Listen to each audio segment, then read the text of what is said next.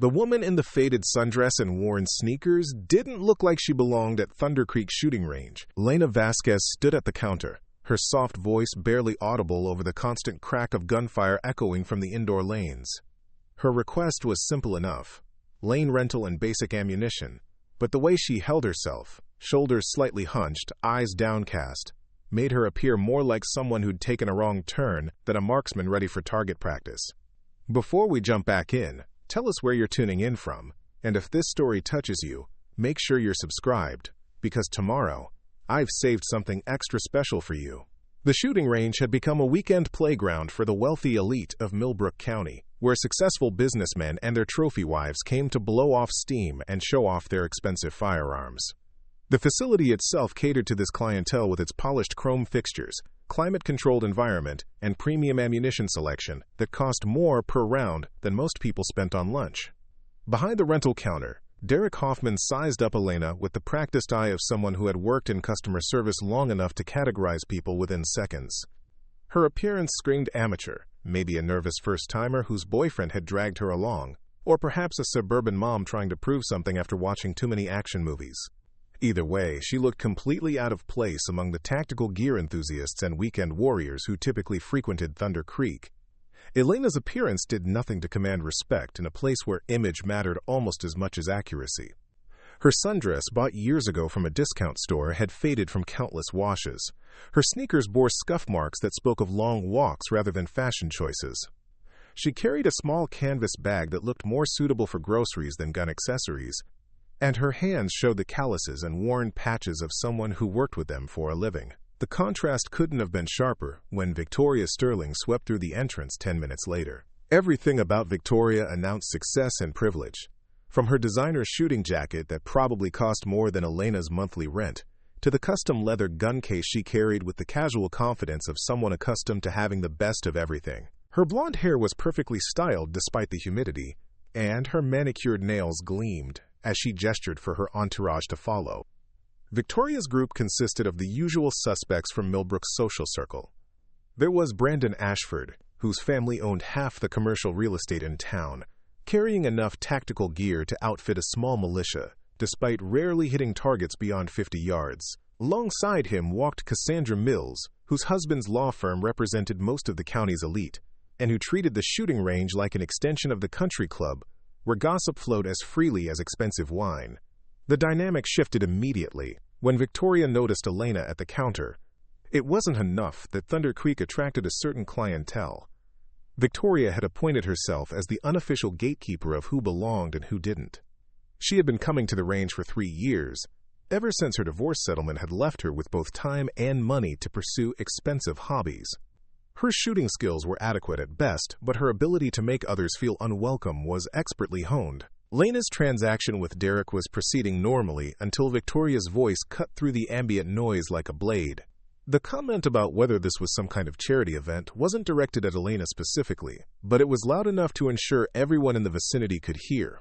The implication was clear. Someone like Elena didn't belong in their exclusive environment. The target allocation system at Thunder Creek was first come, first served, but somehow Victoria always managed to secure the premium lanes with the best lighting and newest equipment.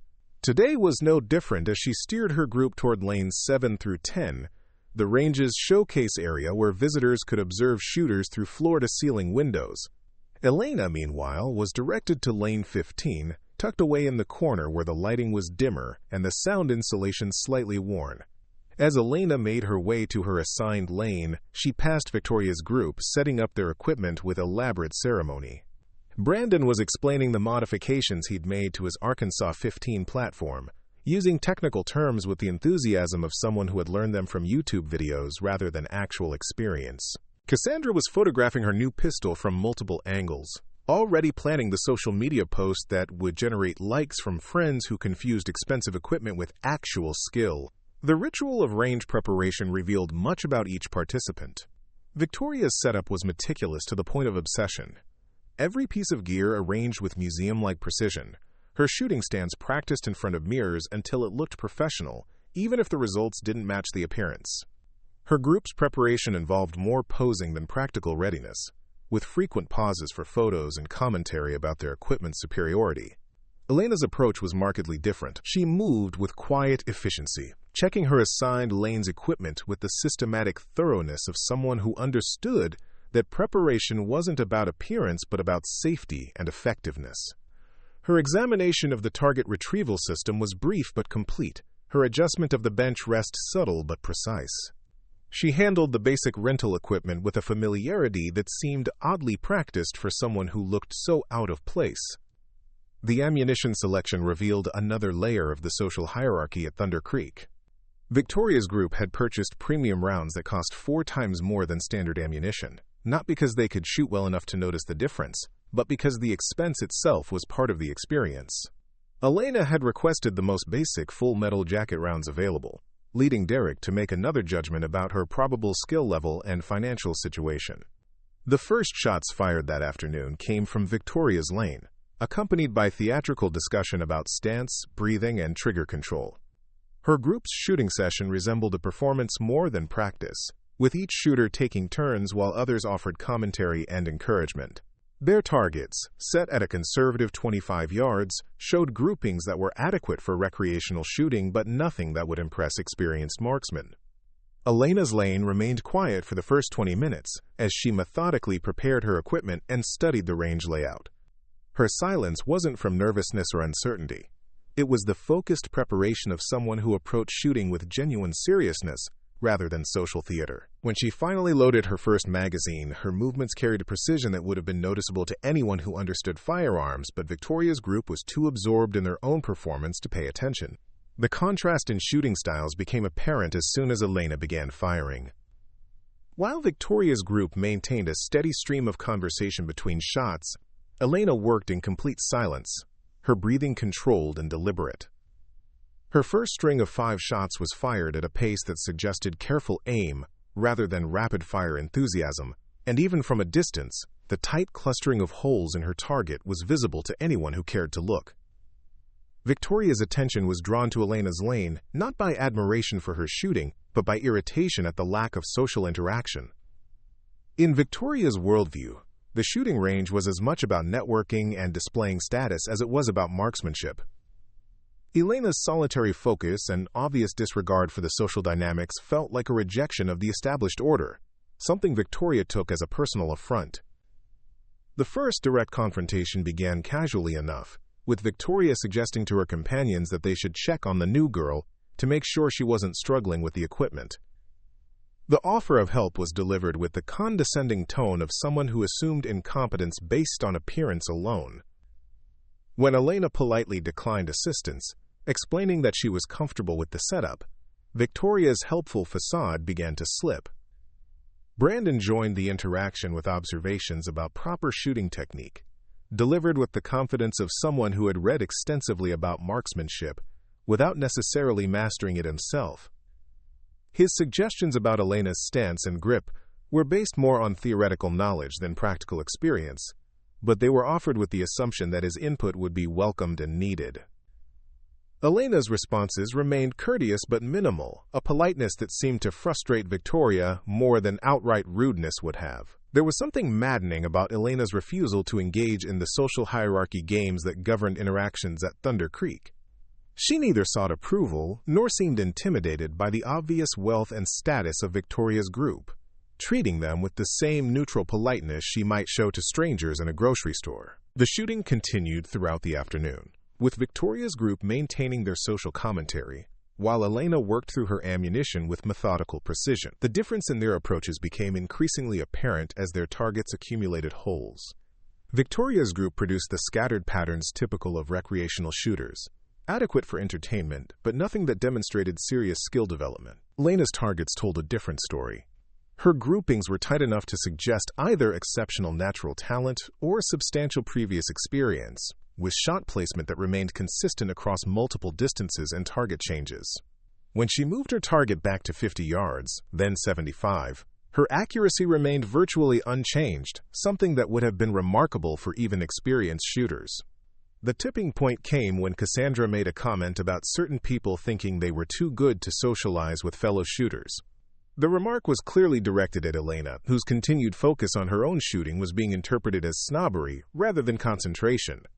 Victoria seized on this opening to escalate the conflict, suggesting that perhaps Elena thought she was some kind of expert marksman who didn't need to interact with other range users. Elena's response was measured and calm, explaining that she simply preferred to concentrate while shooting and wasn't trying to be antisocial.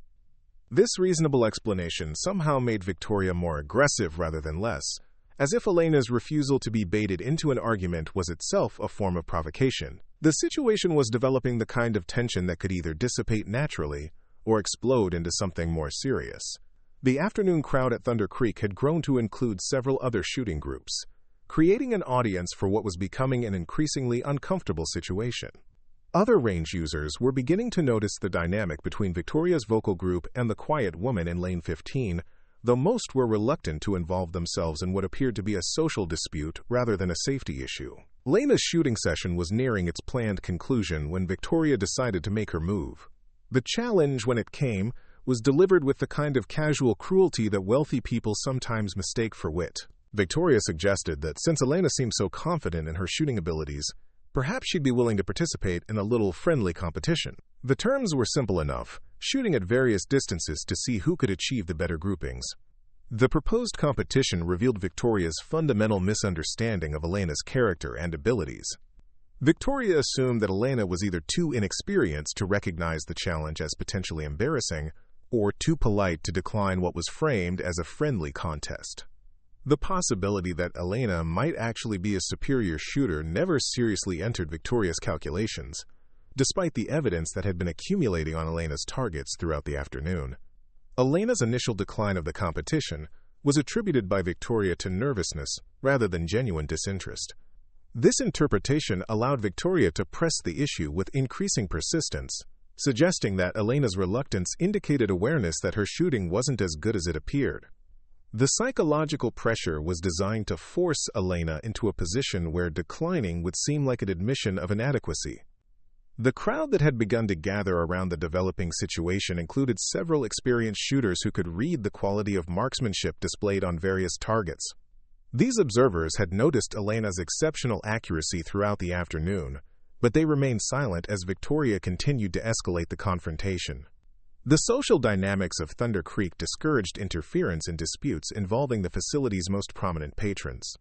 Brandon contributed to the pressure by questioning whether Elena was actually hitting her targets, or if there might be some equipment malfunction causing false readings.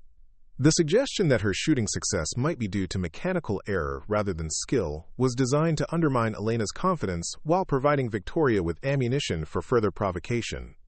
The comment revealed more about Brandon's inability to recognize genuine marksmanship than about any actual deficiency in Elena's performance.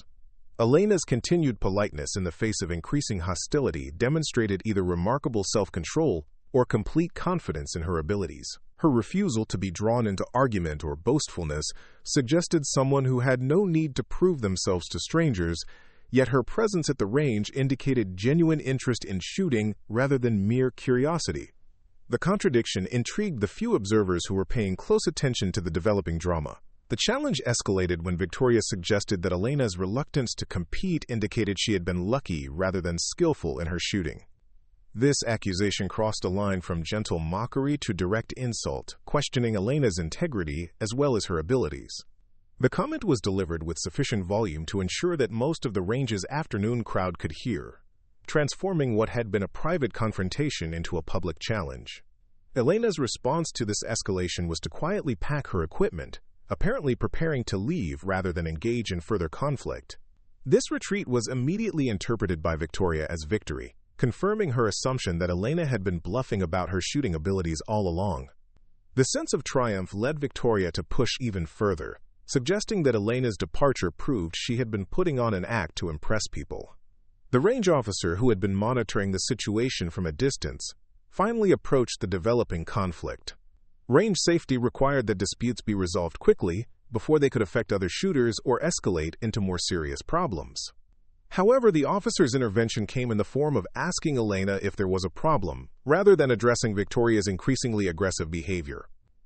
The implicit bias in this approach wasn't lost on Elena, though she chose not to comment on it. Elena's explanation to the range officer was simple and straightforward. She had completed her planned shooting session and was preparing to leave. There was no mention of Victoria's harassment or the pressure to participate in an unwanted competition. This dignified response to provocation only seemed to frustrate Victoria more, as if Elena's refusal to play the victim was somehow cheating. The moment that would define the entire afternoon came when Victoria made her final, fatal miscalculation.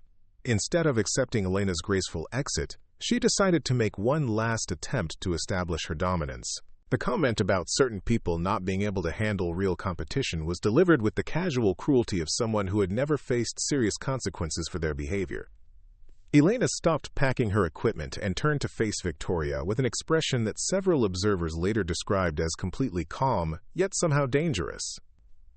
When she spoke, her voice carried a quiet authority that had been completely absent during the earlier confrontation.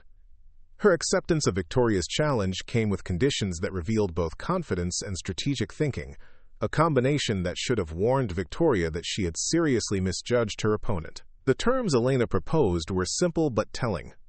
Rather than the amateur-level competition Victoria had suggested, Elena recommended a demonstration that would settle the question of skill definitively. The specific challenge she issued, splitting a bullet on a steel wedge at 100 yards, was so technically demanding that most recreational shooters wouldn't even attempt it. The fact that Elena suggested it indicated either supreme confidence or complete delusion. Victoria's acceptance of these modified terms revealed her fundamental ignorance about marksmanship. The bullet-splitting demonstration Elena had proposed was a feat that required not just exceptional accuracy, but deep understanding of ballistics, ammunition characteristics, and environmental factors. It was the kind of shooting that separated true experts from recreational enthusiasts, yet Victoria agreed to witness it as if she were calling Elena's bluff in a poker game. The preparation for Elena's demonstration drew a crowd that included most of Thunder Creek's afternoon shooters. Word had spread quickly through the facility that something unusual was about to happen, and experienced marksmen were curious to see whether the quiet woman in the sundress could actually perform the feat she had proposed. The gathering audience created pressure for both participants, though Elena seemed remarkably unaffected by the attention. Preparing and narrating this story took us a lot of time, so if you are enjoying it, subscribe to our channel. It means a lot to us. Now, back to the story. Elena's equipment selection for the demonstration revealed the first hint of her true background. Instead of using the basic rental rifle she had been assigned, she requested access to the range's precision equipment normally reserved for competitive shooters. Her familiarity with the advanced rifle's characteristics was immediately apparent to anyone who understood firearms, as she made adjustments with the confidence of someone who had extensive experience with similar weapons. The ammunition choice for the demonstration was equally revealing.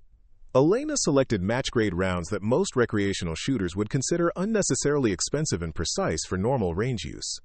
Her examination of each cartridge before loading showed the kind of attention to detail that separated serious marksmen from casual enthusiasts. The fact that she was willing to pay for premium ammunition for what Victoria still considered a publicity stunt indicated either genuine confidence or significant financial resources. The target setup for the bullet-splitting demonstration required special equipment that Thunder Creek normally used only for advanced training courses. The steel wedge had to be positioned with mathematical precision to ensure that a bullet striking its edge would split cleanly, rather than fragmenting unpredictably. Elena's involvement in positioning the target revealed knowledge of ballistics that surprised even the range's most experienced instructors. As Elena prepared for her demonstration shot, the crowd's attitude began to shift from skeptical entertainment to genuine interest. Her handling of the precision rifle showed familiarity that couldn't be faked, and her methodical preparation suggested someone who understood exactly what she was attempting. The casual confidence that had irritated Victoria earlier was now revealed as the quiet assurance of genuine expertise. The shooting position Elena assumed for her demonstration was textbook perfect, with every element of stance, grip, and sight alignment executed with precision that impressed the experienced shooters in the audience. Her breathing pattern was controlled and measured, and her trigger finger moved with the kind of deliberate pressure that indicated extensive training. The transformation from seemingly amateur recreational shooter to obvious expert was complete and undeniable. Victoria's growing unease was apparent to everyone except herself. The woman she had been mocking and challenging was clearly far more skilled than anyone had initially realized. Yet Victoria's pride prevented her from gracefully withdrawing her challenge. The possibility that she was about to be dramatically outclassed by someone she had dismissed as inferior was becoming increasingly obvious to the gathering crowd. The moment of the demonstration shot was preceded by complete silence as Elena made her final adjustments and steadied her breathing. The technical difficulty of what she was attempting had sobered even the most skeptical observers, and everyone present understood that they were about to witness either an exceptional display of marksmanship or a spectacular failure. The pressure of performing under such scrutiny would have overwhelmed most recreational shooters. Elena's shot was fired with a kind of smooth precision that indicated complete confidence in the outcome. The sound of the bullet striking the steel wedge was followed immediately by the distinctive whistle of two fragments flying in different directions, confirming that the bullet had indeed split cleanly on the target's edge. The demonstration was so perfectly executed that it seemed almost anticlimactic, as if such extraordinary shooting was routine rather than remarkable. The silence that followed Elena's successful demonstration lasted several seconds as the audience processed what they had witnessed. Bullet splitting was the kind of feat that most shooters had heard about but never seen performed, requiring not just exceptional accuracy, but perfect understanding of ballistics and equipment. The fact that Elena had executed it on her first attempt indicated a level of skill that placed her far beyond recreational shooting. Victoria's reaction to Elena's demonstration revealed the complete collapse of her earlier confidence. The woman she had been mocking and challenging had just performed one of the most difficult feats in marksmanship with casual precision, making Victoria's own shooting abilities look amateur by comparison. The realization that she had been bullying someone vastly more skilled than herself was both humiliating and terrifying. The crowd's response to Elena's demonstration was immediate and dramatic. The experienced shooters present recognized the exceptional nature of what they had witnessed, and responded with the kind of respect typically reserved for professional marksmen. Several approached Elena to ask about her background and training, suddenly eager to learn from someone whose abilities had been so dramatically revealed. Elena's behavior following her successful demonstration was as remarkable as the shooting itself. Instead of gloating or seeking acknowledgement, she simply began packing her equipment with the same quiet efficiency she had shown throughout the afternoon. Her response to congratulations was gracious but brief, and she showed no interest in capitalizing on her moment of triumph for social advantage. The transformation in how other range users treated Elena was immediate and complete. The woman who had been ignored or dismissed earlier in the afternoon was now the center of respectful attention, with experienced shooters seeking her opinions on equipment and technique. The social hierarchy that had excluded her was suddenly eager to include her, though Elena seemed largely indifferent to this change in status. Victoria's humiliation was compounded by the realization that her behavior throughout the afternoon had been witnessed by dozens of people who now understood exactly how wrong she had been about Elena's abilities. The woman she had mocked as an amateur had demonstrated skills that Victoria couldn't hope to match, even with extensive practice and expensive equipment. The reversal of status was complete and devastating. The range officer who had earlier seemed ready to side with Victoria now approached Elena with obvious respect, asking about her background and whether she might be interested in teaching advanced marksmanship courses at Thunder Creek. The facility's sudden eagerness to associate with Elena revealed how quickly perceptions could change when genuine ability was demonstrated so dramatically. As Elena prepared to leave Thunder Creek, the afternoon's events had completely reshuffled the social dynamics of the facility. The woman who had arrived as an apparent outsider was departing as someone whose skills commanded universal respect, while Victoria's status as the unofficial queen of the shooting range had been thoroughly undermined by her misjudgment and poor behavior. The story of Elena's demonstration would spread far beyond Thunder Creek, becoming the kind of legend that shooting ranges love to tell about exceptional marksmanship and the danger of judging people by their appearance. However, the woman at the center of the story had already disappeared into the afternoon, leaving behind only the memory of perfect shooting and perfect grace under pressure. The lesson of Elena's visit to Thunder Creek extended far beyond marksmanship, touching on themes of prejudice, assumption, and the danger of confusing appearance with ability. In a world where expensive equipment and social status often substituted for actual skill, Elena's quiet competence had provided a stark reminder that true expertise needed no external validation or expensive packaging. As the crowd gradually dispersed and normal shooting resumed at Thunder Creek, the afternoon's events had left an indelible impression on everyone present. The demonstration of bullet splitting would be remembered and retold. But more importantly, the lesson about not judging people by their appearance had been delivered with unforgettable impact. Victoria's friends had witnessed her complete humiliation and recognized that her status as the range's social leader had been permanently damaged by her treatment of Elena. The woman who had seemed so confident and superior earlier in the day now appeared small and petty in comparison to Elena's quiet dignity and extraordinary skill. The transformation was complete.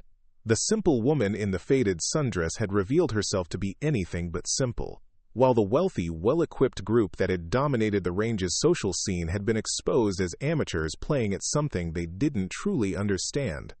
The bullet Elena had split had also split the illusions that governed Thunder Creek's social hierarchy, leaving behind a new understanding of what real skill looked like. The silence that followed Elena's bullet-splitting demonstration stretched like a held breath across Thunder Creek shooting range.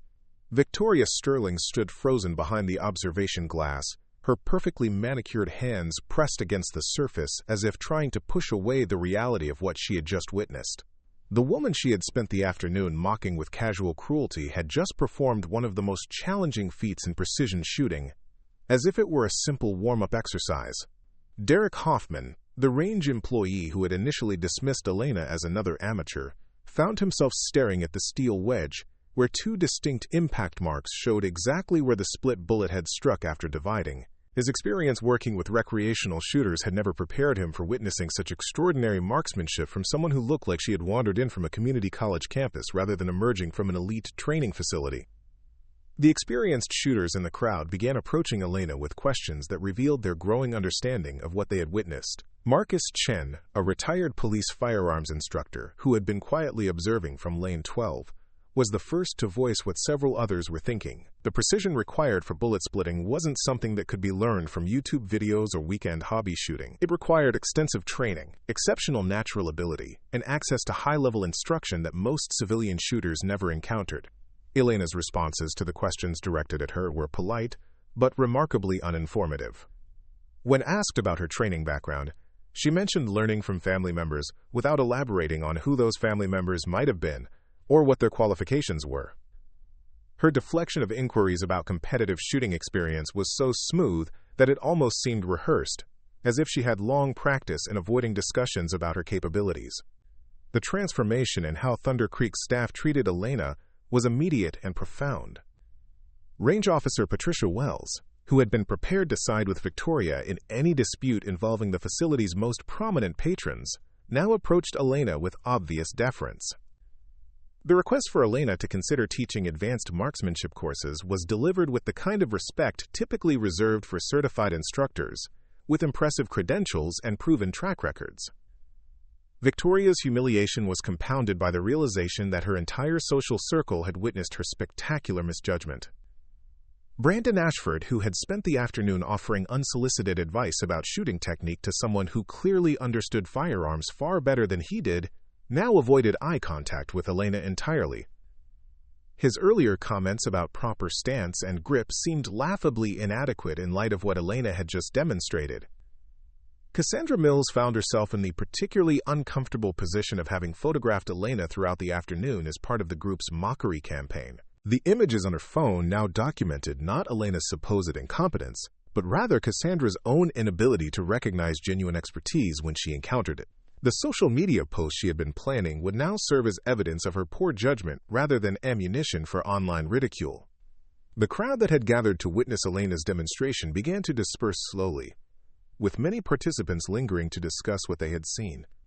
The bullet-splitting feat had been impressive enough, but the context made it even more remarkable. Elena had performed under intense social pressure, using unfamiliar equipment, with a hostile audience expecting her to fail. The mental fortitude required for such shooting under those conditions indicated training that went far beyond recreational marksmanship. Elena's behavior following her demonstration continued to puzzle and impress the observers who remained. Instead of savoring her triumph or using the moment to establish social dominance, she simply continued packing her equipment with the same methodical efficiency she had displayed throughout the afternoon. Her indifference to the sudden attention and respect seemed genuine rather than calculated, as if external validation held no particular value for her. The conversation among the remaining shooters gradually shifted from discussing Elena's remarkable shooting to speculating about her background. The bullet-splitting demonstration had been performed with such casual confidence that it suggested regular practice with advanced techniques. Most civilian shooters who possessed such skills had acquired them through competitive shooting, military service, or law enforcement training, yet Elena's appearance and demeanor didn't fit the typical profile of any of those backgrounds. Victoria's recovery from her initial shock took the form of desperate rationalization. She suggested to anyone who would listen that Elena's success might have been luck rather than skill, despite the mathematical improbability of accidentally achieving bullet splitting. Her attempts to minimize Elena's accomplishment became increasingly desperate, as it became clear that the other observers understood exactly how impressive the demonstration had been. The staff at Thunder Creek found themselves facing an awkward situation as they tried to balance their treatment of Elena with their need to maintain relationships with wealthy, regular customers like Victoria. The facility's business model depended heavily on attracting affluent clients who could afford premium services and equipment rentals, yet Elena's display of superior skill had effectively humiliated one of their most prominent patrons. Derek's conversation with Elena about equipment rental revealed another layer of her mysterious background. Her familiarity with the precision rifle she had used for the demonstration extended beyond basic operation to understanding of advanced modifications and calibration procedures. When she mentioned having used similar weapon systems in the past, her casual reference to military-grade equipment raised questions about where and how she had gained such experience. The amateur shooters who had witnessed Elena's demonstration began approaching their own targets with new humility. The tight groupings that had seemed impressive earlier in the afternoon now appeared mediocre when compared to the precision Elena had displayed. Several participants quietly adjusted their target distances closer, recognizing that their earlier confidence in their shooting abilities had been based on limited perspective. Elena's interaction with Marcus Chen, the retired police instructor, provided the first significant clue about her background. His questions about her training were more specific and technically informed than the general inquiries from other shooters. When Elena mentioned learning from instructors who emphasized precision over volume of fire, Marcus nodded with understanding that suggested recognition of particular training philosophies or methodologies. The conversation between Elena and Marcus took place away from the main crowd, but their body language was observable to anyone paying attention. Marcus's deferential posture and occasional glances toward Elena's hands suggested he might have noticed details that others had missed. His experience training law enforcement officers had taught him to read signs of advanced weapons handling that civilian shooters might not recognize. Victoria's attempts to salvage her reputation became increasingly transparent and desperate. Her suggestions that Elena might have been a professional shooter hiding her background were delivered as accusations rather than genuine curiosity. The implication that Elena had somehow cheated by not revealing her true skill level showed how completely Victoria misunderstood both marksmanship culture and basic social courtesy. The transformation in Derek's attitude toward Elena was particularly striking because it occurred in front of multiple witnesses who had observed his earlier dismissive treatment. His newfound eagerness to accommodate Elena's equipment needs and provide access to advanced training facilities represented a complete reversal that highlighted how quickly respect could be gained through demonstrated competence. Elena's decline of Thunder Creek's offer to teach advanced courses was delivered with the same polite firmness she had shown throughout the afternoon's confrontations. Her explanation that she preferred to keep her shooting as a private activity was accepted without argument, though it left many questions unanswered about her background and future plans for her obviously exceptional skills. The cleanup process following Elena's demonstration revealed additional evidence of her shooting precision. The steel wedge used for bullet splitting showed impact marks that were perfectly centered on the splitting edge, with no secondary strikes or damage that would indicate adjustment shots. The single perfect execution suggested either extraordinary luck or the kind of confidence that came from extensive experience with similar demonstrations.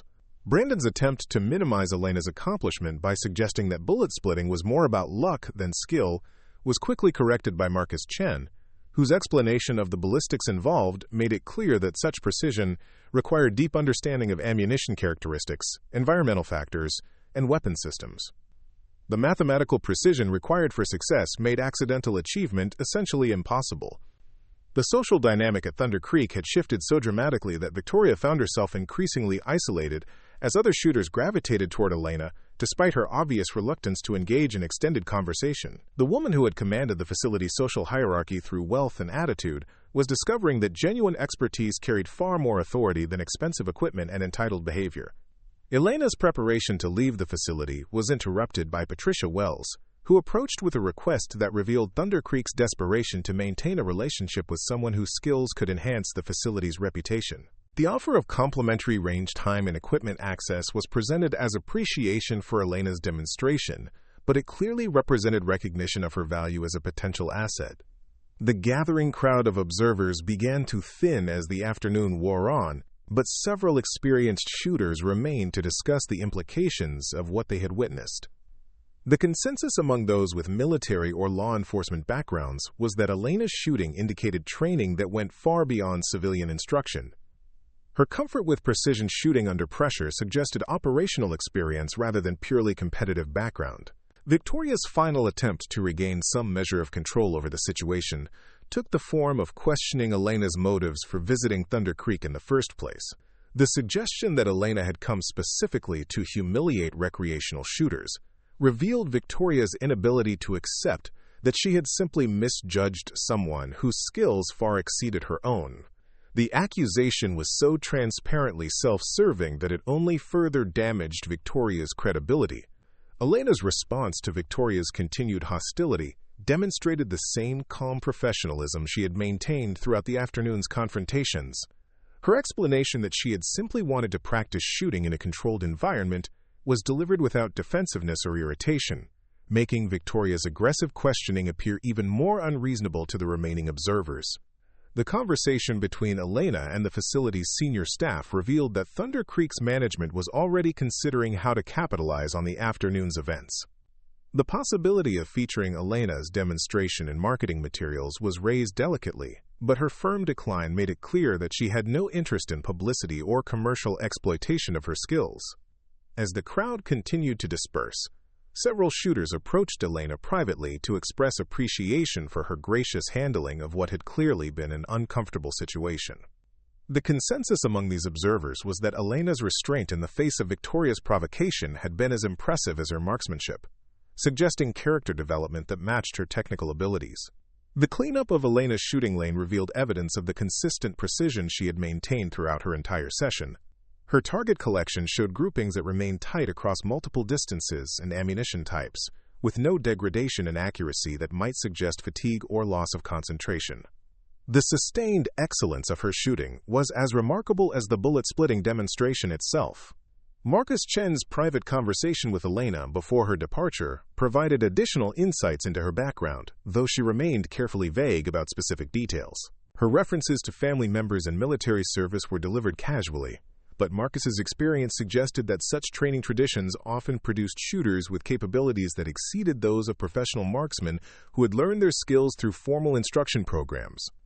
The aftermath of Elena's demonstration began to ripple through Thunder Creek's regular clientele as news of the afternoon's events spread through social media and word of mouth. The story of the quiet woman who had outshot the facility's most prominent patrons was already becoming embellished in the telling, though the core facts were impressive enough to require no exaggeration. Victoria's friends began the delicate process of distancing themselves from her behavior without completely abandoning their social alliance. The afternoon's events had demonstrated that Victoria's judgment could be spectacularly wrong, creating doubt about her reliability as a social leader. The carefully maintained hierarchy that had governed their group dynamic was suddenly unstable. Elena's departure from Thunder Creek was observed by most of the afternoon's participants, who had gathered to witness whether she would attempt to capitalize on her demonstration or simply disappear as quietly as she had arrived. Her choice to leave without fanfare or additional drama was consistent with the dignified restraint she had shown throughout the confrontation. The conversation among the remaining shooters after Elena's departure focused on speculation about her background and the likelihood of her returning to Thunder Creek. The facility's management was clearly hoping for additional visits that might enhance their reputation, while the regular patrons were divided between admiration for Elena's skills and discomfort with having their own abilities so thoroughly overshadowed. Derek's discussion with his colleagues about Elena's visit revealed that Thunder Creek had never hosted a shooter with such obvious advanced capabilities. The facility was equipped to handle competitive marksmen and serious enthusiasts, But Elena's demonstration had been at a level typically associated with professional exhibitions rather than casual range visits. The impact of the afternoon's events on Thunder Creek's social dynamics became apparent in the changed behavior of the facility's regular patrons. The casual arrogance that had characterized interactions among the affluent clientele was noticeably subdued, as if Elena's demonstration had reminded everyone that expensive equipment could not substitute for genuine skill and training. Victoria's attempt to rally support from her social circle met with polite but lukewarm response from friends who had witnessed her humiliation and recognized that association with her misjudgment could damage their own reputations. The solidarity that had supported her dominance of Thunder Creek's social hierarchy was suddenly questionable when her judgment had been so publicly proven wrong. The facility's staff found themselves in the position of having to decide how to handle future interactions with both Elena and Victoria should they return to Thunder Creek. The desire to maintain relationships with wealthy regular customers had to be balanced against recognition that Elena's skills and character made her the kind of patron that enhanced, rather than diminished, the facility's reputation. As the afternoon sun began to set, and Thunder Creek's normal closing procedures commenced, the impact of Elena's visit was still being processed by everyone who had witnessed her demonstration. The story would undoubtedly spread beyond the facility's walls, but for those who had been present, the experience had provided lessons that extended far beyond marksmanship technique.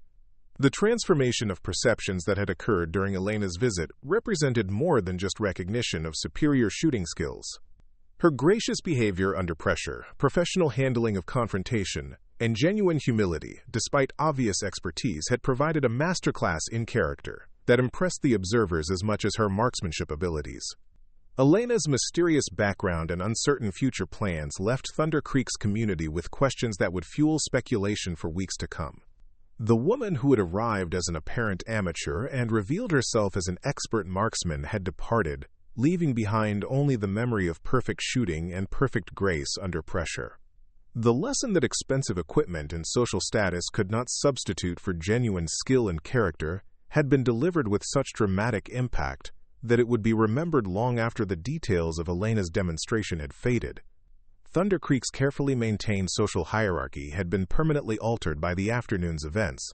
As the facility closed for the day, the staff and remaining patrons were left to contemplate how dramatically their understanding of marksmanship, social dynamics, and personal character had been challenged by the visit of one quiet woman who had asked for nothing more than the opportunity to practice her shooting in peace.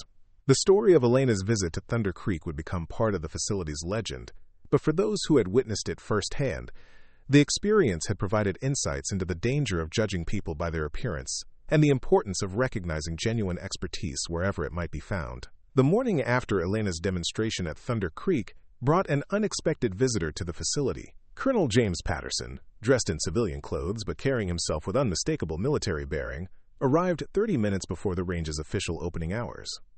His credentials as a Marine Corps firearms instructor granted him immediate access to speak with facility management about the previous day's events. Patricia Wells found herself facing questions she hadn't anticipated when she arrived for her morning shift. Colonel Patterson's inquiry about Elena Vasquez was delivered with the kind of professional courtesy that somehow managed to convey both authority and urgency. His request to review security footage from the previous afternoon's shooting sessions was accompanied by identification that made it clear this wasn't a casual visit. The security footage revealed details that had been missed by most observers during Elena's demonstration. Colonel Patterson's trained eye caught subtle elements of her shooting technique that confirmed suspicions he had developed after receiving phone calls from concerned military contacts. Elena's stance, breathing pattern, and trigger control weren't just excellent. They were textbook examples of advanced military marksmanship training.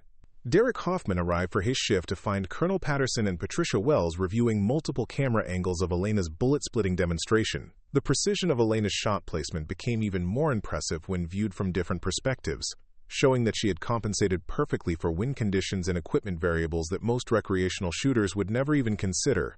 Colonel Patterson's explanation of Elena's background began with a simple statement that transformed everyone's understanding of the previous day's events. Elena Vasquez wasn't just an exceptional civilian marksman. She was former Staff Sergeant Elena Vasquez, United States Army Special Operations, recently returned from her third deployment in Afghanistan, where she had served as a designated marksman and training instructor for indigenous forces. The revelation that Elena was a decorated veteran with multiple combat tours explained not just her extraordinary shooting skills, but also her calm behavior under pressure and professional response to Victoria's harassment. Colonel Patterson's description of Elena's service record included details that made Thunder Creek's staff realize they had witnessed something far more significant than a recreational shooter demonstrating advanced technique. Elena's military specialization had been precision shooting and marksmanship instruction, with additional training in psychological operations and cross-cultural communication. Her deployment experiences included training Afghan National Army units in advanced rifle techniques, conducting long-range reconnaissance missions, and providing overwatch for special operations teams in hostile territory. The Bronze Star and Purple Heart citations that Colonel Patterson shared with facility management painted a picture of service that went far beyond routine military duties. Elena had been wounded while providing covering fire for a medical evacuation, continuing to engage enemy targets despite shrapnel injuries that had nearly cost her the use of her left arm. Her recovery and return to active duty had been followed by assignment to instructor positions where she had trained hundreds of soldiers in advanced marksmanship techniques. Colonel Patterson's visit wasn't purely informational. He was conducting what he described as a wellness check on a veteran who had been struggling with civilian reintegration.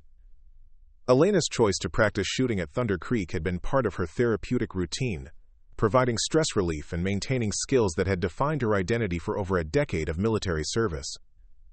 The context provided by Colonel Patterson's explanation made Victoria's treatment of Elena seem not just rude, but deeply inappropriate. The woman who had been mocked for her appearance and challenged to prove her shooting abilities was someone who had risked her life repeatedly in service to her country, demonstrating courage and skill under conditions that none of Thunder Creek's recreational shooters could imagine. Elena's reluctance to discuss her background suddenly made perfect sense to facility management. Many combat veterans struggled with civilian assumptions about their experiences, and Elena's preference for anonymity was a common coping mechanism for soldiers trying to establish normal lives after military service. Her desire to simply practice shooting without explaining her credentials was entirely understandable, given the complexity of veteran reintegration. The timing of Colonel Patterson's visit wasn't coincidental. He had been contacted by Marcus Chen, whose law enforcement background had included working with military veterans and who had recognized signs of Elena's service background. Marcus's concern about Elena's treatment at Thunder Creek had prompted him to reach out to contacts in the veteran community who could provide appropriate support. Colonel Patterson's description of Elena's current situation revealed the challenges facing many returning veterans. Despite her exceptional qualifications and proven leadership abilities, Elena had been struggling to find employment that utilized her skills without requiring her to discuss traumatic experiences that she preferred to keep private. Her transition to civilian life had been complicated by the disconnect between her military achievements and civilian perceptions of her capabilities. The revelation about Elena's background spread quickly through Thunder Creek's regular clientele as staff members shared appropriate details with concerned shooters who had witnessed the previous day's events. The response from the facility's community was immediate and overwhelmingly supportive, with several patrons expressing regret about their failure to recognize Elena's service background. Brandon Ashford's reaction to learning about Elena's military service was particularly profound, as his grandfather had been a World War II veteran whose stories about combat had instilled deep respect for military service. His embarrassment about offering shooting advice to someone with Elena's qualifications was compounded by guilt about his passive participation in Victoria's harassment campaign. Cassandra Mills found herself deleting the photos she had taken of Elena the previous day, recognizing that her intended mockery of a veteran's appearance was not just cruel, but potentially harmful to someone dealing with reintegration challenges. Her decision to research veteran support organizations and make substantial donations was motivated by genuine remorse rather than public relations concerns. The transformation in Thunder Creek's atmosphere was evident when Elena returned 3 days later for another practice session. The facility's staff had prepared for her visit by ensuring that her preferred equipment was available, and that other shooters were aware of her veteran status without making her service the focus of unwanted attention. Elena's arrival was met with quiet respect, rather than the indifference or hostility she had experienced during her previous visit. Several veterans who frequented Thunder Creek had made a point of being present to offer support if needed, creating an environment where Elena's service background was acknowledged without being exploitative or overwhelming. The change in other patrons' behavior toward Elena was immediate and profound. The casual dismissal based on her appearance had been replaced by genuine interest in her perspective on marksmanship technique and equipment selection. However, Elena's responses remained measured and professional, suggesting that trust would need to be rebuilt gradually after the previous experience. Victoria's return to Thunder Creek later that week created an atmosphere of tension that the facility's management had been dreading. Her initial attempt to continue her normal routine was complicated by the obvious change in how other patrons viewed her behavior and judgment. The woman who had commanded social respect through wealth and attitude found herself increasingly isolated. The confrontation between Victoria and Elena's growing circle of supporters came when Victoria made disparaging comments about veterans who couldn't handle civilian life without special treatment. The response from other shooters was swift and unforgiving, with several patrons making it clear that such attitudes were unwelcome at Thunder Creek. Marcus Chen's intervention in the developing conflict was decisive and professional. His explanation to Victoria about the challenges facing returning veterans was delivered with the authority of someone who had worked extensively with military personnel. His suggestion that Victoria's continued presence at Thunder Creek might be contingent on demonstrating appropriate respect for all patrons was understood by facility management as a serious recommendation. Elena's response to the continuing drama surrounding her presence at Thunder Creek was characteristically measured and dignified. Her request for a private meeting with facility management indicated her willingness to address the situation directly rather than allowing it to continue affecting other patrons' experiences. The private conversation between Elena and Thunder Creek's senior staff revealed the depth of thought she had given to the situation. Her primary concern wasn't her own treatment, but the impact that ongoing conflict might have on other veterans who used the facility for therapeutic shooting.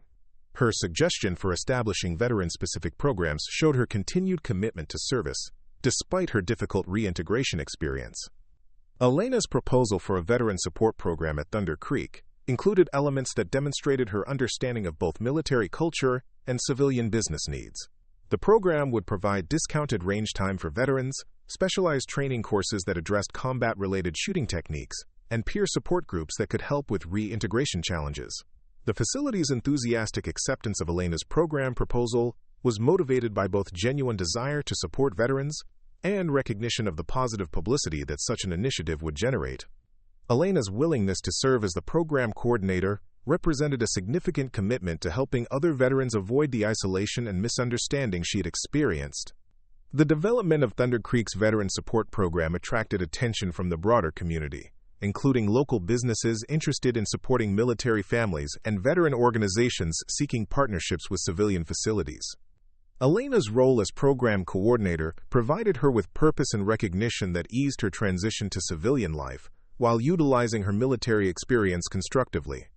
Victoria's gradual recognition of her mistakes began with private conversations with friends who had witnessed her behavior toward Elena. The unanimous feedback that her treatment of a combat veteran had been inappropriate and embarrassing prompted genuine self-reflection about her attitudes and assumptions about people different from herself. The transformation in Victoria's perspective accelerated when she learned specific details about Elena's military service from Colonel Patterson, who had agreed to speak with community members interested in understanding veteran experiences. Victoria's realization that she had mocked someone who had risked her life in service to the country was genuinely traumatic for someone who considered herself patriotic.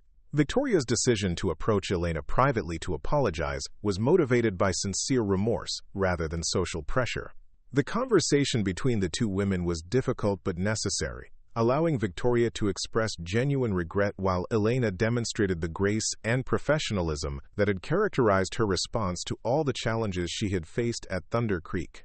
Elena's acceptance of Victoria's apology was conditional on Victoria's commitment to supporting the veteran program and educating herself about military service and reintegration challenges.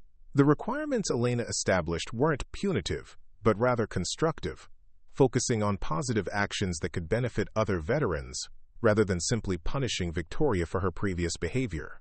The public announcement of Thunder Creek's Veteran Support Program generated significant media attention, with Elena's story becoming a focal point for discussions about veteran reintegration and civilian support for military families. However, Elena's insistence on privacy meant that her personal details remained confidential while her program work received appropriate recognition. The success of Thunder Creek's veteran support program attracted veterans from throughout the region, creating a community that provided both practical assistance and social support for former military personnel struggling with civilian transition. Elena's leadership of the program utilized her military experience while providing her with a sense of purpose and belonging that had been missing since her discharge.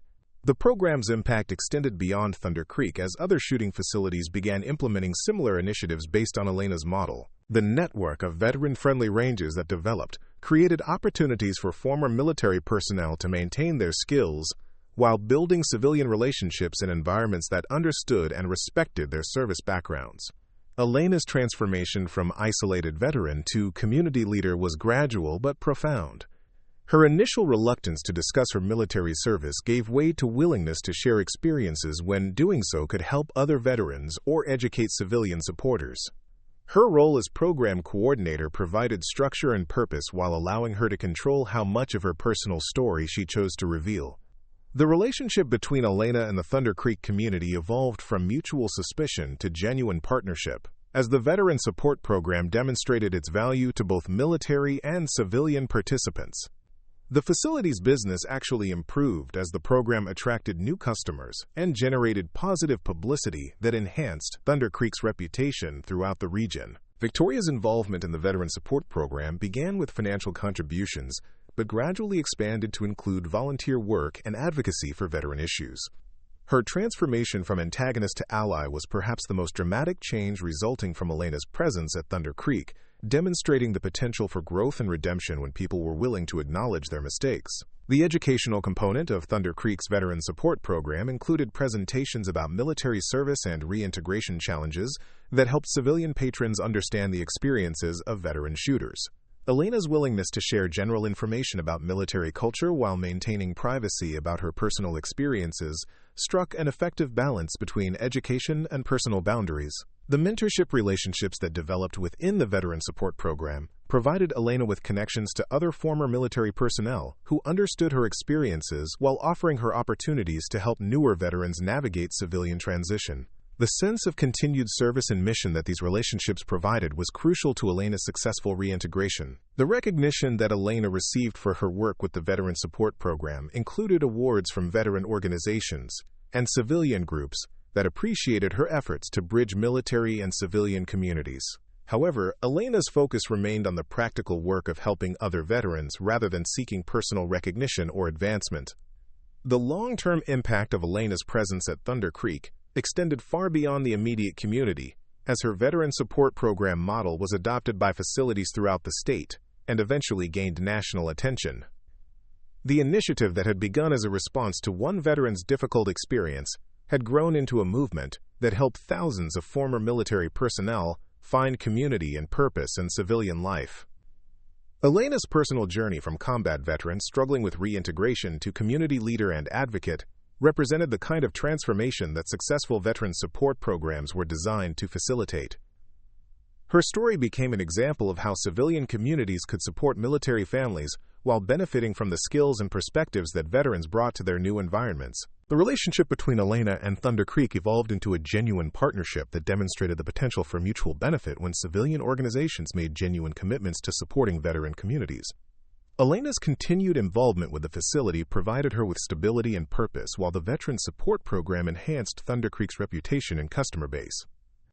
The network of relationships that Elena built through her work at Thunder Creek extended throughout the veteran community and into civilian organizations interested in supporting military families. Her role as a bridge between military and civilian cultures provided her with a sense of mission that honored her service while contributing to her successful transition to civilian life. The transformation of Thunder Creek from a facility where a veteran had been mocked and challenged into a model for veteran support programs represented the kind of positive change that could occur when communities recognized their responsibilities to former military personnel. Elena's leadership in creating this transformation demonstrated the potential for veterans to contribute positively to civilian communities when given appropriate support and recognition. The story of Elena's experience at Thunder Creek became a case study in veteran reintegration programs and civilian community responsibility, illustrating both the challenges facing returning military personnel and the potential for positive outcomes when civilians made genuine efforts to understand and support veteran needs. The program that resulted from her difficult initial experience had helped hundreds of veterans while educating thousands of civilians about military service and reintegration challenges. Elena's legacy at Thunder Creek was measured not just in the success of the veteran support program she had created, but in the transformation of attitudes and understanding that her presence had generated throughout the facility's community. The woman who had arrived as an unwelcome outsider had become an integral part of Thunder Creek's identity and mission.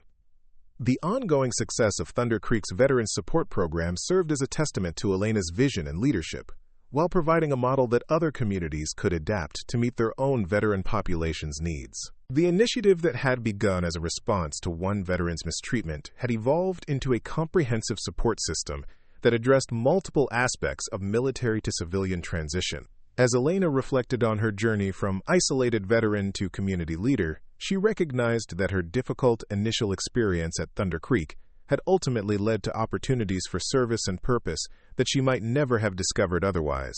The bullet she had split during her demonstration had also split open possibilities for connection and contribution that had transformed not just her own life, but the lives of countless other veterans who had benefited from the programs she had created. The transformation was complete, but the work continued, as Elena remained committed to expanding and improving veteran support services while maintaining the high standards of professionalism and dignity that had characterized her response to every challenge she had faced. The simple woman who had been insulted at a firing range had become a leader whose impact would be felt by veteran communities for years to come. The drive back to Tucson stretched through hours of desert darkness, Elena's headlights cutting through the vast emptiness of the Arizona landscape. The trophy beside her caught occasional reflections from passing streetlights, a constant reminder of the day that had changed everything about her carefully maintained anonymity. Colonel Stevens's phone call had shattered 4 years of deliberate invisibility, and Elena found herself facing possibilities she had never expected to consider again. Her modest apartment waited in a complex that specialized in tenants who valued privacy over amenities. Elena had chosen the location specifically for its transient population and minimal security cameras, a place where neighbors minded their own business and questions about employment or background were rarely asked. The rent was paid monthly in cash, utilities maintained under an identity that existed only in carefully maintained documentation. Elena carried her equipment up 2 flights of stairs, muscle memory guiding her through the familiar routine of securing weapons and ammunition in a gun safe that cost more than most of her furniture. The rifle that had performed so perfectly under Nevada's sun was cleaned and stored with the same methodical precision she had learned in military service, each component receiving careful attention before being placed in its designated position. The apartment itself reflected Elena's commitment to remaining unnoticed by anyone who might take casual interest in her life. Furniture was functional but unremarkable, purchased from discount stores and arranged with an eye toward quick departure if circumstances required. Books filled most of the available shelf space, technical manuals on ballistics and marksmanship, mixed with novels that provided escape from memories she couldn't share with anyone. Elena's computer setup occupied a corner desk that looked ordinary but contained security measures that would have impressed government technicians. Encrypted drives, anonymous internet access, and communication systems that routed through multiple servers before reaching their destinations were hidden behind interfaces that appeared to belong to someone whose greatest technological sophistication involved checking email and browsing social media. The refrigerator held enough food for several days, but nothing that would spoil if she needed to leave suddenly. Elena had learned to maintain preparedness for rapid departure, a lesson from her classified service that had proven valuable during 4 years of unofficial existence. Her go-bag remained packed in the bedroom closet, containing everything necessary for extended absence from an identity that officially didn't exist.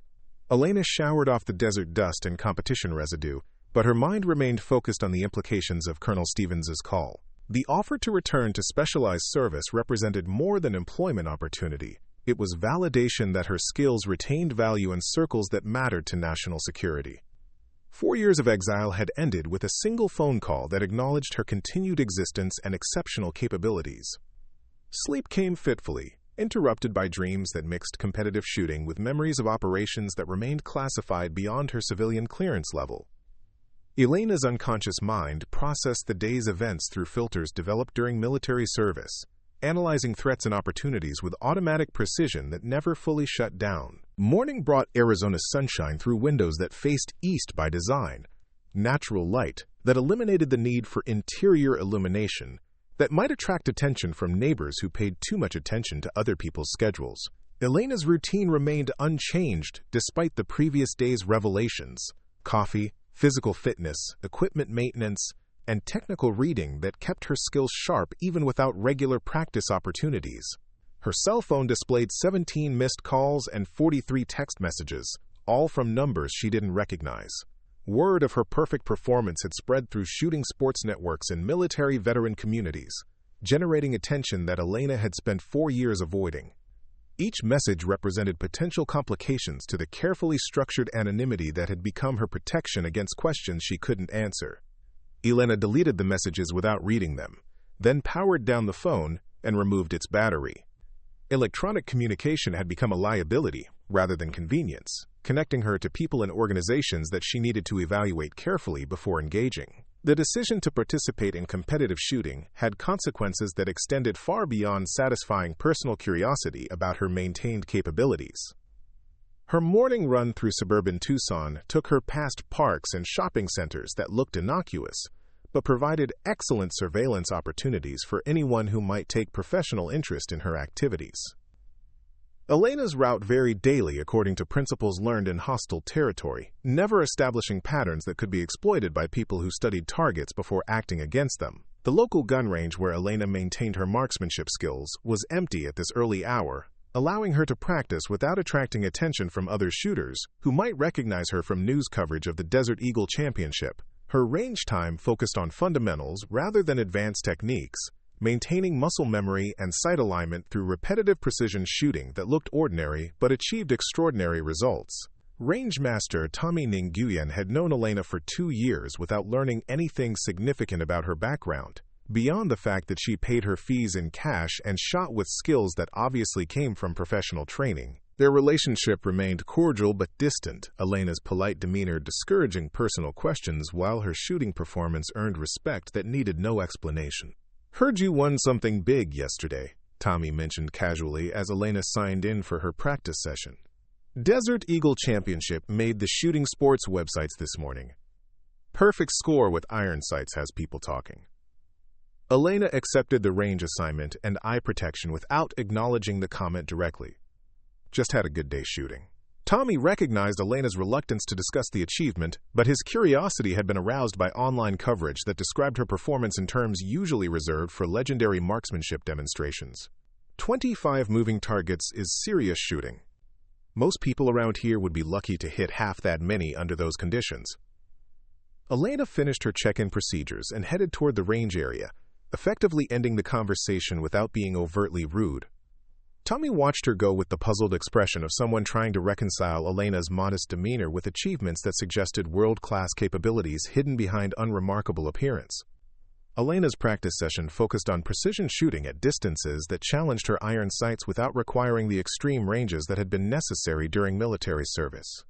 Each shot was analyzed and corrected, building on decades of experience that made accuracy seem effortless to casual observers, but required constant attention to details that separated professional marksmanship from amateur enthusiasm. The rhythm of controlled breathing, sight alignment, and trigger control provided meditation that cleared Elena's mind of complications surrounding her return to visibility. For 90 minutes, she existed only in the precise world of ballistics and accuracy, where problems had mathematical solutions, and success could be measured objectively rather than evaluated through political considerations. Elena's phone buzzed with another incoming call as she packed her equipment, the display showing Colonel Stevens's number again. This time, Elena answered immediately, recognizing that avoiding the conversation would only complicate whatever official interest her shooting had generated. "Colonel Stevens," Elena said formally, her military courtesy automatic despite years of civilian status. Stevens' response carried warmth that suggested personal rather than purely professional interest. "Elena, I hope you've had time to consider our conversation yesterday. The opportunities I mentioned are time-sensitive, and your unique qualifications make you an ideal candidate for immediate placement." Elena recognized the diplomatic language that characterized military recruitment efforts, official terminology that described classified activities without revealing details that might compromise operational security. I need more information before making any commitments.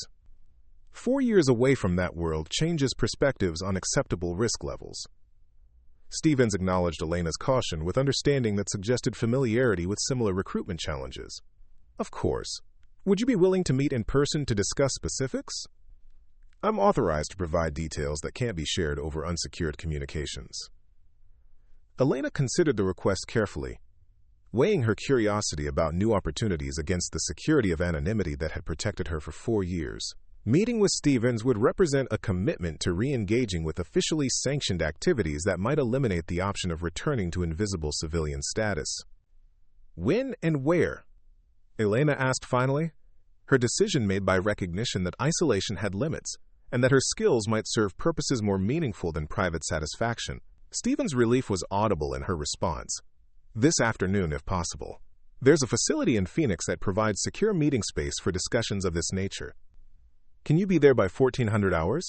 Elena calculated travel time and preparation requirements automatically, military planning processes that had never fully transitioned to civilian thinking patterns. I can be there. What should I bring? Stevens paused briefly before responding. Just yourself, Elena. Everything else will be provided. After ending the call, Elena faced the reality that her 4 years of unofficial existence were ending, whether she actively chose that outcome or not. Her perfect shooting performance had attracted attention from people who monitored exceptional capabilities regardless of their current applications, and avoiding that attention was no longer possible. Elena's preparation for the Phoenix meeting followed protocols learned during military service, when meetings with unknown officials required security measures that civilian life rarely demanded. Her route to Phoenix would include counter-surveillance techniques. Her arrival time would be calculated to provide observation opportunities, and her departure would be planned before entering any facility where control might be compromised. The drive north through Arizona desert provided thinking time that Elena used to analyze the implications of returning to officially sanctioned activities. Her skills had been developed at enormous taxpayer expense for purposes that serve national security interests, and those capabilities represented resources that shouldn't be wasted in private obscurity if they could serve larger purposes. But Elena's previous experience with classified operations had also taught her that official missions sometimes involved ethical compromises that were difficult to reconcile with personal values. The operation that had ended her military career had required her to accept responsibility for outcomes that resulted from intelligence failures rather than tactical mistakes, and her unofficial death had been the price for maintaining operational security that protected other missions.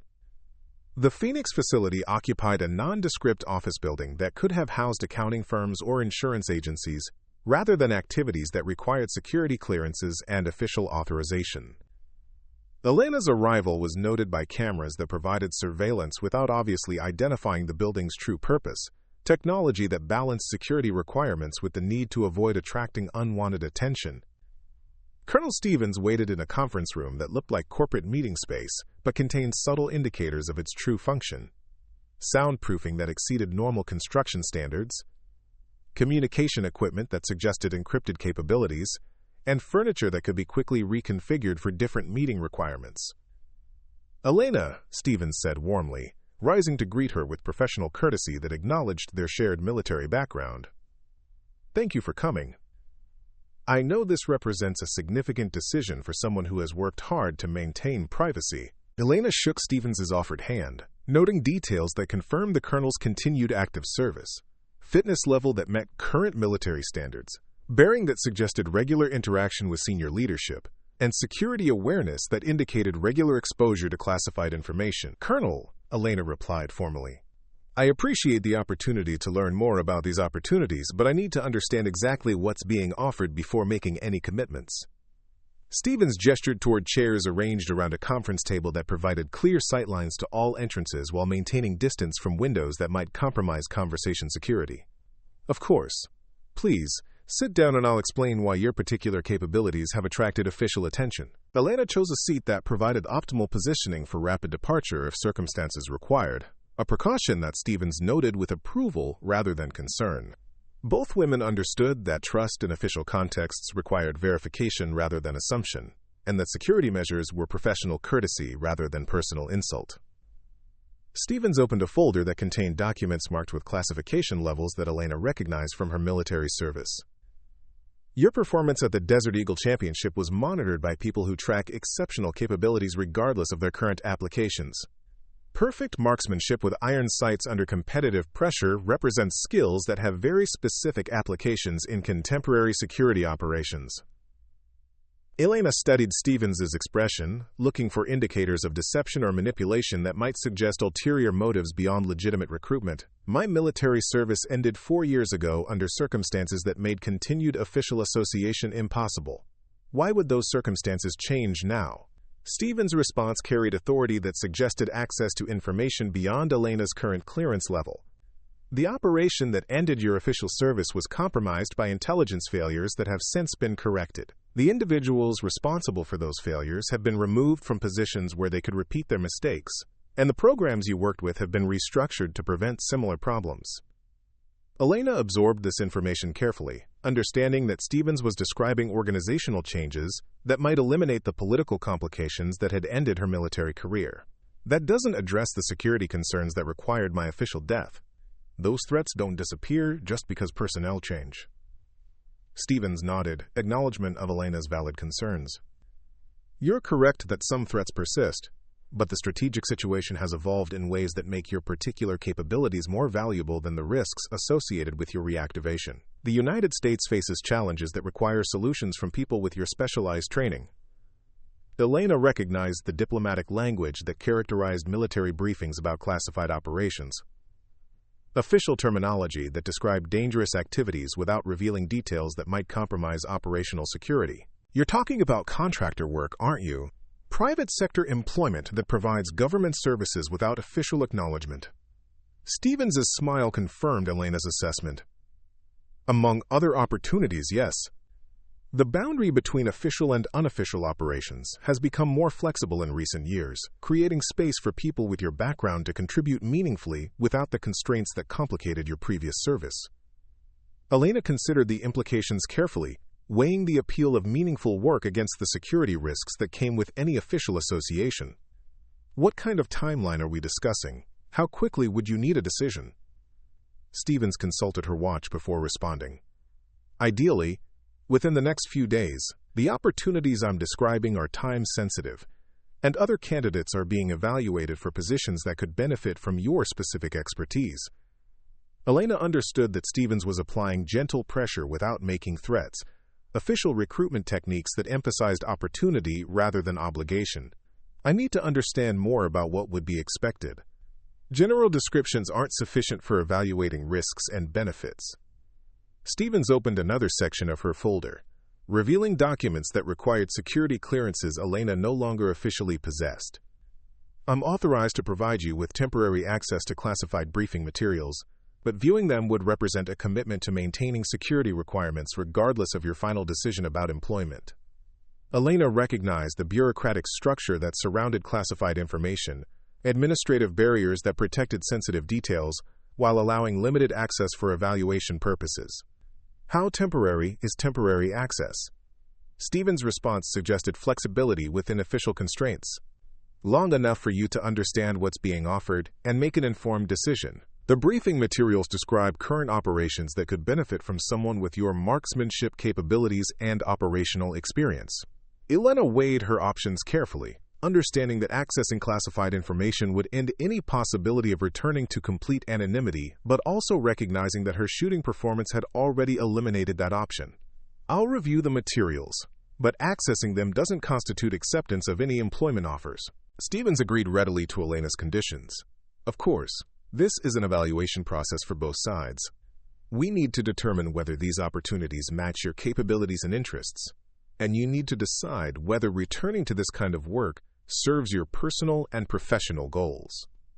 Stevens activated a tablet computer that required biometric authentication, then handed it to Elena with brief instructions about navigation and security protocols. The briefing materials are organized by operational category and geographic region. Take as much time as you need to review them thoroughly.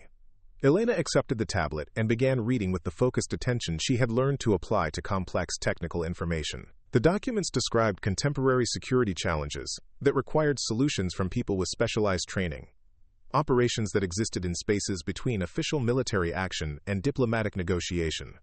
The first section detailed domestic security operations that involved protecting critical infrastructure from threats that combined traditional criminal activity with sophisticated technical capabilities.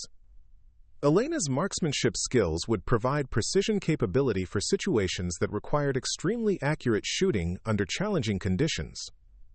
International opportunities included contractor positions that supported official diplomatic missions, while maintaining plausible deniability for activities that couldn't be acknowledged through normal channels. Elena's experience with classified operations and her demonstrated capabilities made her ideal for assignments that required someone who could operate effectively without official support or recognition. The compensation packages described in the briefing materials reflected the specialized nature of these opportunities, financial rewards that acknowledged both the skills required and the risks involved. Elena noted that salaries and benefits far exceeded anything available in civilian employment, but also came with obligations that extended far beyond normal work requirements. Elena spent 40 minutes reviewing the briefing materials, her military training allowing her to extract key information efficiently while noting details that might influence her decision-making process. The opportunities were legitimate and significant, representing meaningful applications for capabilities that had been developed at enormous expense and then abandoned to unofficial obscurity. Questions? Stevens asked as Elena finished her review and returned the tablet.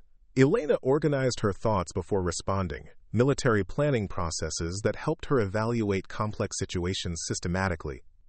The domestic operations seem straightforward, but the international assignments involve regions where American contractors face significant hostility. What kind of support would be available for people working in those environments? Stevens's response demonstrated familiarity with the practical challenges that Elena had identified.